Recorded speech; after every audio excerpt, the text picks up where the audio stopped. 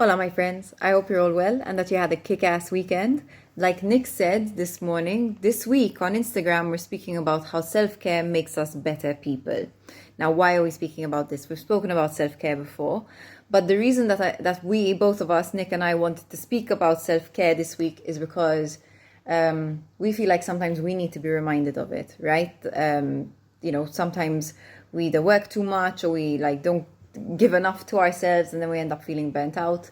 This happened to me recently, right? I have an 8-week-old boy named Archie, and the first 6 weeks I was just full on mummy mode, just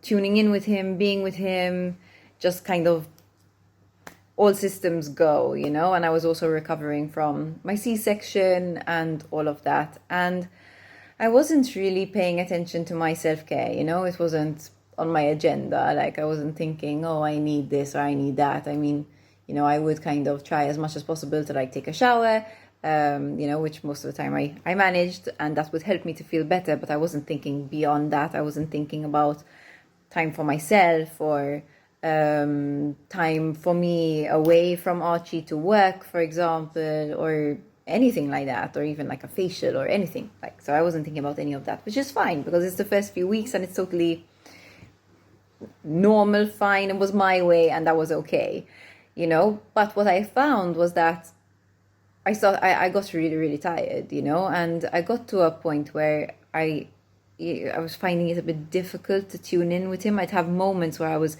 finding it, not more than moments, hours where I was finding it difficult to tune in with Archie, and I was thinking I didn't really know what to do with him, and that upset me. And when I felt that way, I started to realize, okay, I need space. As hard as it is to separate from him, I need to take some space. I need to go do something for myself. So the first thing I did was book a treatment with one of my favorite, he's like a physio, and he helped me to sort of realign my neck and my back and stuff. So that really helped. Some other things that I've done is, I booked a facial that felt great.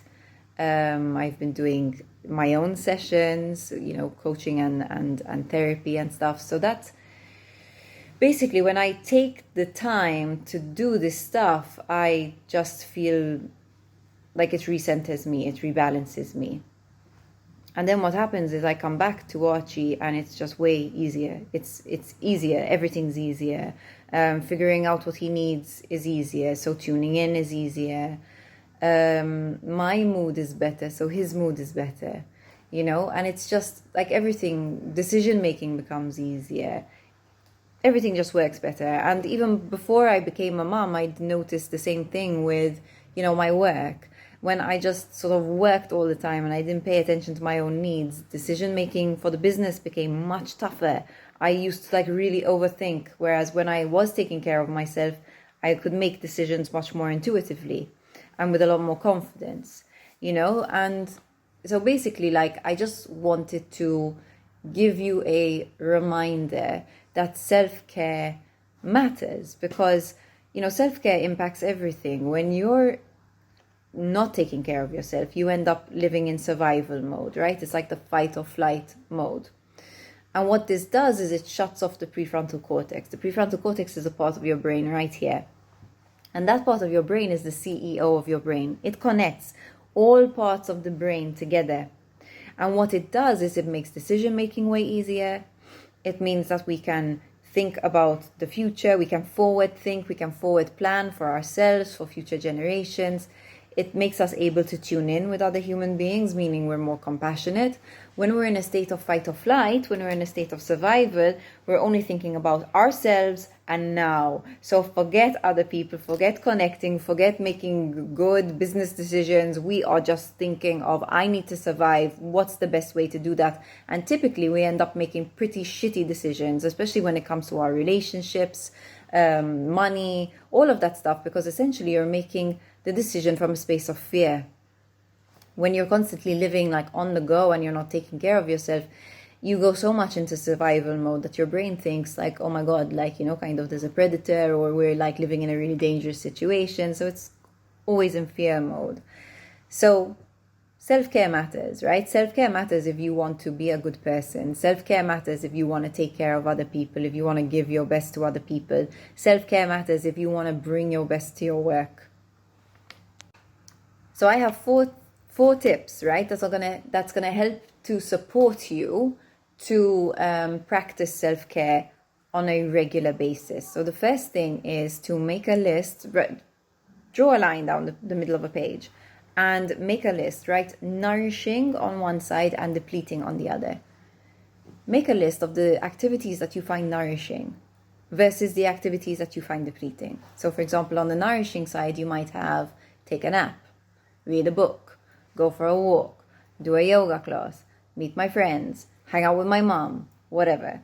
On the depleting side, you might have things like argue with my husband, spend too much time watching TV, eat too much sugar, spend time with particular people, whatever.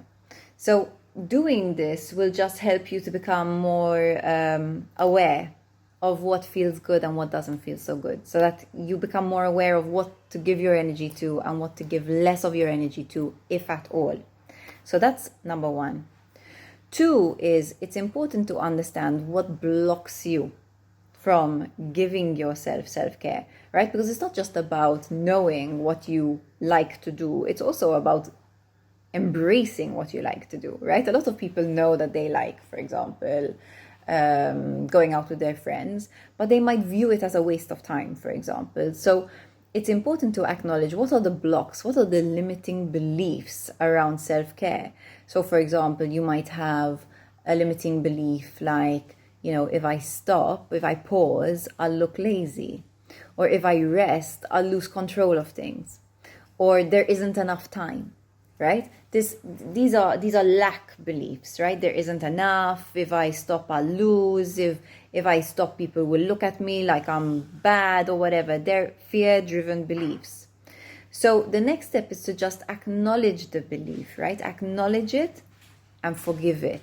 Forgive yourself for having the belief, and also to acknowledge the consequences that come from having that belief, because when you have a belief, basically that belief guides your decision making, right? So if you believe, if I stop, I'll look lazy, then you're not going to stop. And then you have all that impact, right? You can't connect with the people around you. You're in a pissed off mood all the time. You have no patience for people, blah, blah, blah, blah, blah.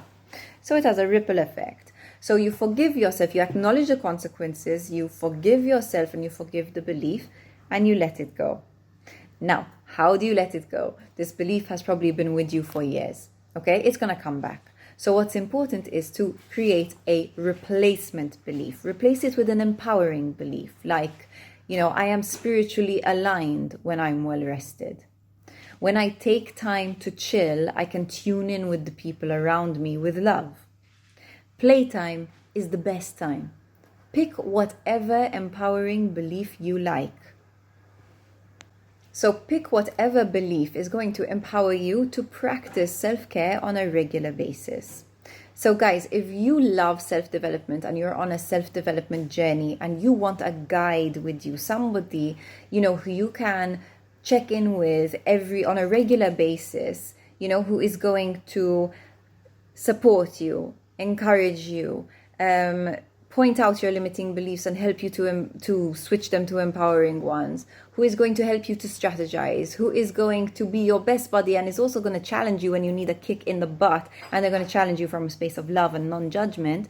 We offer this service with lifestyle strategy sessions, so just DM me if you want information about that. Lifestyle strategy sessions are a combination of therapy and coaching, and I have a small team of the best therapists and coaches that there are, and I will match you with the right one for you based on what you want to create more of in your life.